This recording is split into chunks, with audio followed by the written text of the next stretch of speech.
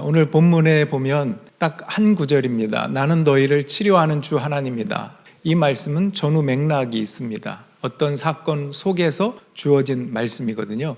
여러분, 예전 같으면 우리 인간의 사람의 관심사가 있다면 먹고 사는 것. 근데 조금 먹고 살만해진 이후로는 관심 분야가 건강 문제, 가족 문제 이 정도 됩니다. 특별히 건강에 대해서 굉장히 신경을 쓰고 있는 시대이면서 하나님도 우리가 건강하기를 원하세요. 행복하기를 원하십니다. 그런데 왜 이 땅에는 그렇게 질병이 있을까? 하나님은 질병을 컨트롤할 수 없는 분일까? 이런 질문도 하게 될 때가 있습니다. 오늘 본문에 보면 하나님은 치료하는 하나님, 이것을 여호와 라파라고 합니다. 한번 따라합시다. 여호와 라파. 무슨 뜻이라고요? 치료하시는 하나님, 그런 뜻입니다.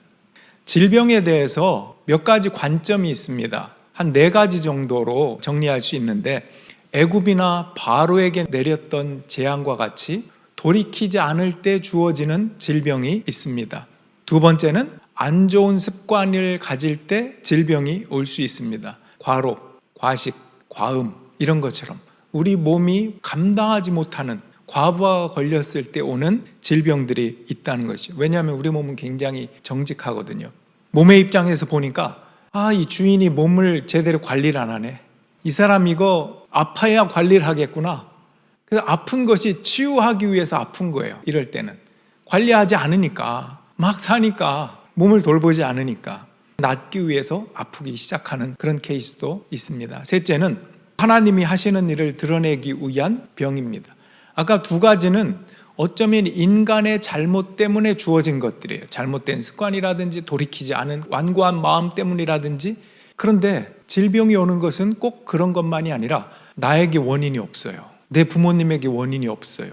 알지 못하는 병이 올 때도 있다는 거예요. 요한복음 9장 같은 데 보면 예수님이 제자들과 함께 길을 걸어가시는데 태어날 때부터 눈이 안 보이는 사람이 있어요. 제자들이 그 사람을 보고 예수님께 묻습니다. 예수님, 저자가 태어날 때부터 볼 수 없는 것은 저자의 죄 때문입니까? 그 부모의 죄 때문입니까? 예수님이 대답하십니다. 이것은 이자의 죄도 부모의 죄도 아니다. 하나님이 하시는 일을 드러내기 위함이다. 그러고는 고쳐주세요. 과연 그 모습을 보고 하나님께 영광을 돌리고 하나님이 하시는 일들이 드러나게 되었습니다. 4번째는 하나님의 온전한 자녀가 되도록 허락하시는 질병이 있다는 거예요. 사도 바울이 자기가 가진 육체의 질병 때문에 기도했어요. 여러 번 기도했지만 고쳐주지 않겠다는 게 응답이었어요. 그러면서 사도 바울이 하나님께로부터 받은 응답이 동시에 뭐였냐면 내 은혜가 내게 족하다. 교만해지지 않도록. 또한 뭐라고 고백하냐면 사도 바울이 약할 때 강함 되십니다. 그리고 자기에게 맡겨진 엄청난 사역들을 합니다. 가만히 생각해 보면 이것이 오히려 그에게 치유였어요. 외부적인 몸의 질병은 낫지 않았지만 하나님의 자녀로서 그가 그 질병을 가지고 했던 하나님의 일들이 엄청나게 많았던 그런 것을 보면 하나님은 우리가 이해하지 못할 방법으로도 역사하시고 쓰시더라 하는 것입니다. 병을 통해서도 이런 긍정적인 변화가 나타나는 것을 보면 신앙이라는 것은 정말 상식이나 상상을 초월하는 부분이 있는 것 같습니다. 하나님의 자녀로 만들어 가시는 과정이 굉장히 심오하다는 거예요. 같은 맥락에서 이런 질문을 지난주에 했었어요. 병 들었을 때도 감사할 수 있나요?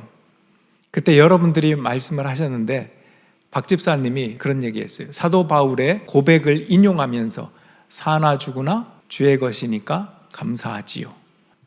여러분, 이런 고백 자체가 치유가 될 수 있습니다. 세상은 사느냐 죽느냐 그것이 문제라고 하거든요. 근데 크리스찬은 사나 죽으나 우리가 주의 것이다. 그 사람 안에 치유가 없으면 할 수 없는 고백입니다. 어떻게 사도 바울과 같은 이런 고백을 할 수 있을까? 조금 더 나아가 볼까요? 하나님은 이스라엘 백성이 하나님의 온전한 자녀가 되기를 바라셨어요. 그래서 광야에서 십계명도 주시고 율법도 주시고 모든 하나님과 관계에서 필요한 것들을, 기적을, 건강을 다 주셔서 가나안 땅에 들어가 하나님과 함께 살도록 그렇게 하나님의 온전한 자녀가 되기를 설계하셨어요. 초반에는 이스라엘 백성들이 전혀 그러지 못했습니다. 오늘 본문 말씀이 갓 홍해를 건너온 백성의 모습을 보여줍니다. 출애굽기 15장 22절 23절 이런 내용이 먼저 있습니다. 모세는 이스라엘을 홍해에서 인도하여 내어 수르 광야로 들어갔다. 그들은 사흘 동안 걸어서 광야로 들어갔으나 물을 찾지 못하였다. 마침내 그들이 마라에 이르렀는데 그곳에 물이 써서 마실 수 없었으므로 그곳의 이름을 마라라고 하였다. 이스라엘 백성은 모세에게 우리가 무엇을 마신단 말입니까? 하고 어떻게 하였다? 불평하였다. 자, 홍해를 건넌 지 며칠 만에 불평했다는 겁니까? 여기 보니까 사흘이라고 보이시죠? 여러분 어떻게 그 감격과 감사가 3일밖에 못 갈까요? 홍해라고 하는 것은 정말로 엄청난 사건이거든요. 어떻게 3일밖에 못 갈까요? 여러분은 어떻습니까? 여러분에게 주어진 엄청난 기적과 같은 일들, 감사와 감격이 3일 안에 변한 적 없습니까? 우리는 다양한 종류의 홍해를 경험합니다. 다양한 홍해가 있어요. 이런 노래 아세요? 어찌합니까? 어떻게 할까요? 제가 그녀를 너무 사랑합니다. 그녀 하나만큼은 내게 허락하소서. 임재범 씨가 노래한 고해라고 하는 노래예요. 어찌합니까? 어떻게 할까요? 우리는 그렇게 서로 배우자와 간절한 마음으로 짝을 맺고 결혼을 했죠. 근데 나중에 보니까 어찌합니까? 어떻게 할까요? 또 그렇게 나와요. 왜? 못 살겠다는 거예요. 괜히 결혼했어. 이 괜히 홍해를 건넜어. 이런 것들. 주님, 자녀를 허락해 주세요. 자식을 내게 주소서. 어찌합니까? 어떻게 할까요? 자녀를 제발 주소서. 근데 이 자식을 왜 낳았을까? 내가 왜 이 홍해를 건넜을까? 이렇게 할 때도 있고. 우리의 홍해는 참 여러 가지로 다양한 것 같습니다. 여기 본문에 보니까 마라라고 하는 것이 그 물이 써서 마실 수 없었다. 쓰다는 뜻입니다. 마라가. 그게 이제 지명이 돼버린 거예요. 마라라고 하는 곳에서 물이 없었던 백성들이 이제 불평을 하기 시작합니다. 근데 하나님은 초반에 그런 불평들을 받아주시고 결국은 하나님의 자녀로 만들어 가시도록 하는 거예요. 여러분 생각해 보세요. 이 본문을 보면서 이런 마음이면 얼마나 좋을까요? 하나님이 홍해를 건너게 해주신 분이 아닌가? 그런 능력의 주님께서 다른 문제가 있을 때 하나님이 인도해 주실 거야. 준비하신 또 다른 게 있을 거야. 해결할 수 있도록 나는 그분과 함께 기도해야지. 이런 마음이었으면 얼마나 좋겠냐고요. 그죠? 여러분에게도 적용해 보세요. 하나님께서 여기까지 인도하시고 기적과 같은 우리의 삶에 여러 가지 파노라마들이, 감격의 순간들이 분명히 있었는데 홍해와 같은, 근데 그것을 잃어버리고 어느 순간 3일도 되지 않아서 불평하고 있고, 다른 문제가 왔다고 거기에 집중해서 하나님을 보지 못하고 내 옆에 사랑하는 사람을 보지 못하고 나 스스로를 보지 못하고 짜증내며 수렁에 빠져갔던 그날들이 얼마나 많냐고요. 근데요, 이거는 특별한 방법이 있어야만 치유됩니다. 특별한 나무가 필요해요. 그 다음 구절을 한번 보겠습니다. 출애굽기 15장 25, 26절 오늘 본문이 속해 있는, 모세가 주님께 부르짖으니 주님께서 그에게 나무 한 그루를 보여주셨다.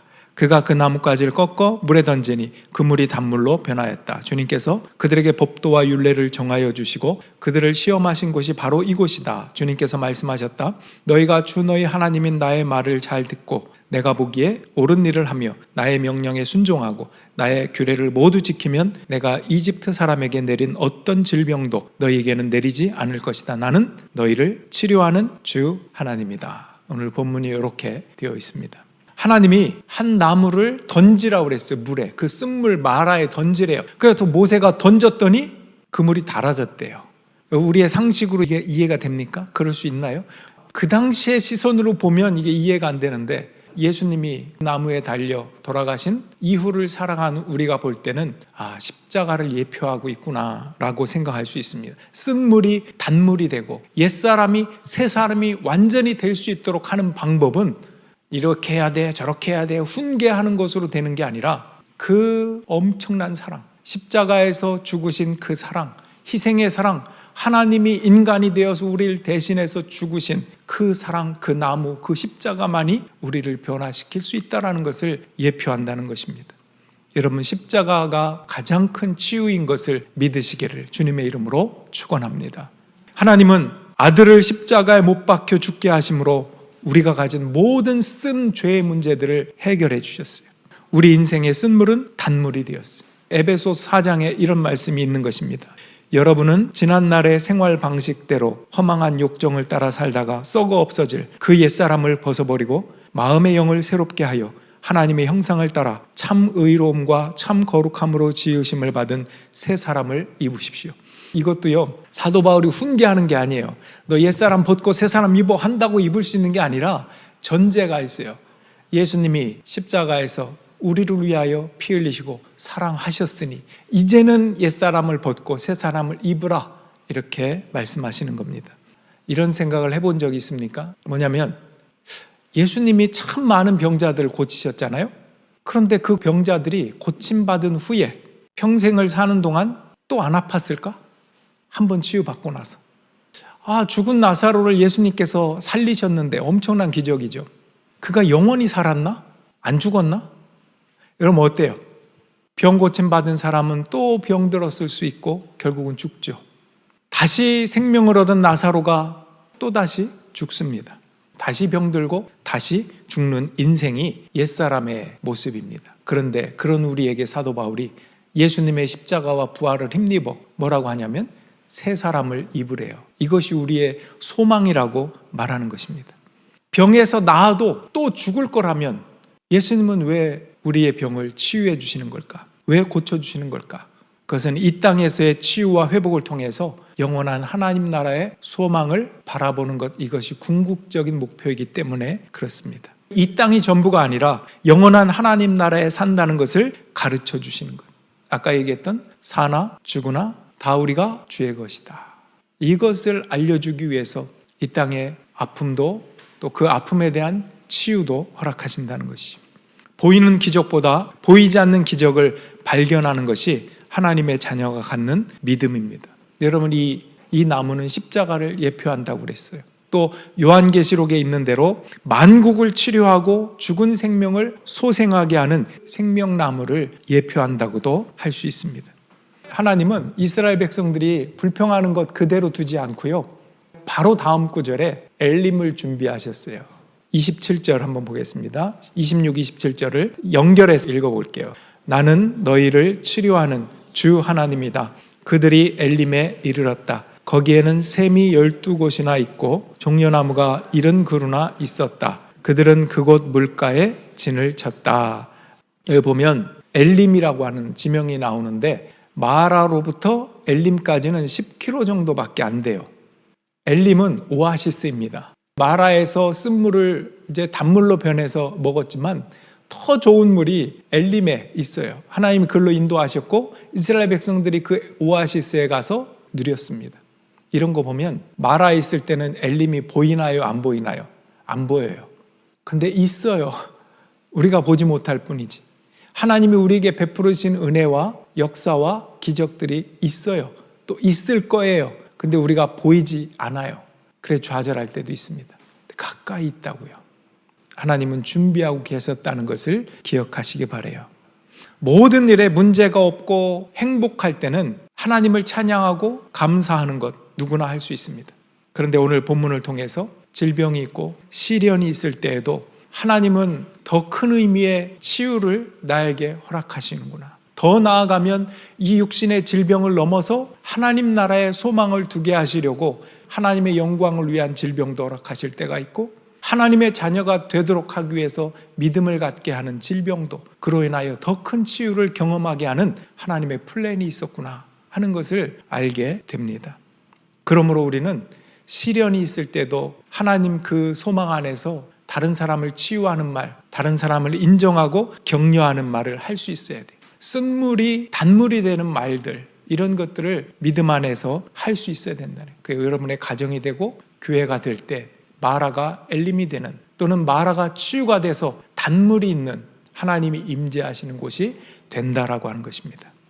여러분, 그리고 우리는 아픈 사람을 위해서 기도하면 좋겠습니다. 여러분이 아프다면 여러분을 위해서도 기도하고요, 여러분의 가족이나 또 주변의 친구나 아픈 사람이 있다면 기도하세요. 기도할 때는요, 하나님의 이름으로, 예수님의 이름으로 기도하는 거기 때문에 그 병이 나을지 안 나을지 결과에 대해서는 하나님께 맡기고 우리는 기도만 하면 돼요. 그 믿음으로 기도하는 것입니다. 오늘 건강했다, 여러분 내일 아플 수도 있습니다. 우리 육신은 한계가 있습니다. 주 안에서 영원한 몸을 소망하면서 또한 기도할 수 있어야 할 것입니다. 여러분, 의사들, 약사들, 간호사들 의료 쪽에서 종사하는 분들이 있어요. 캐나다 의료 시스템에 대해서 굉장히 답답함이 있긴 하지만 어쨌든 그걸 떠나서 이 땅에 하나님은 우리 각 사람에게 재능과 은사대로 섬기고 봉사할 수 있게 하는데, 의사, 약사, 간호사 이런 분들도 다 그 분야에서 하나님이 주신 달란트로 일하는 사람이에요. 더 크게 얘기하면 그 사람들의 손길을 통해서 하나님이 치유하시기도 합니다. 하나님은 그런 사랑의 마음, 재능을 통해서 우리를 치유하시기도 합니다. 그러니까 여러분들이 기도할 때 이렇게도 기도할 수 있어야 된다는 거예요. 하나님의 능력의 손으로 치유하십시오. 플러스 이 의사가 수술할 때 그 손을 장중에 붙잡아 주셔서 하나님의 손길이 그 의사의 손길이 되게 하옵소서. 이렇게 그의 손길과 의학적인 지식을 통해서 하나님이 주신 치유가 경험되게 하옵소서. 기도할 수 있어야 된다는 것입니다. 오늘 말씀을 정리하면 여호와 라파라고 하는 이름, 치료하시는 하나님, 치유하시는 하나님입니다. 사랑하는 자여, 내 영혼이 잘된 같이 내가 범사에 잘되고 강건하기를 원하신다. 이게 하나님의 마음입니다. 우리의 영을 치유하고 몸을 치유하시고 내 가정을 치유해 주시기를, 주님의 보혈로 사랑으로 나를 치유해 주시고 아픈 자를 어루만져 주시기를, 그렇게 기도하는 이 기도의 열매가 이 가을에 여러분들에게 있기를 주님의 이름으로 축복합니다. 우리 기도하겠습니다. 그가 상함은 우리의 질고를 인하며 그가 채찍에 맞음으로 우리가 나음을 입었도다. 이 시간에 아픈 사람들 위해서 기도하기 원합니다. 결과는 하나님께 맡기고 기도합시다. 주님의 치유의 손으로 어루만져 주셔서 막힌 혈관, 막힌 통로가 뚫리게 하여 달라고, 장기의 기능들이 회복하게 해달라고. 그동안 얼마나 아팠을까? 그 아픈 사람의 마음을 헤아려 보십시오. 그 괴로움을 주님께서 아십니다. 주님 친히 안수하여 주십시오. 낫게 하여 주십시오. 이 시간에 우리의 입술과 마음을 열어 함께 기도하겠습니다. 하나님 아버지 감사합니다. 주님께서 오늘도 우리를 이 자리에 불러주시고